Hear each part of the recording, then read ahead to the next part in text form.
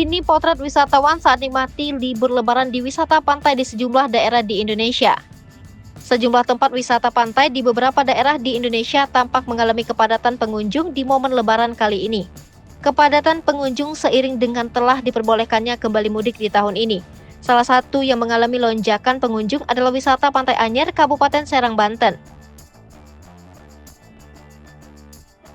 Pengelola setempat mengatakan jika jumlah kunjungan wisatawan saat libur lebaran tahun ini mengalami peningkatan hingga 80% dibandingkan dengan tahun sebelumnya.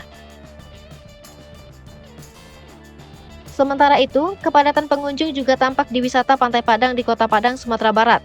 Pantai Padang menjadi tujuan wisata favorit bagi warga hingga perantauan saat menikmati suasana lebaran di kota tersebut.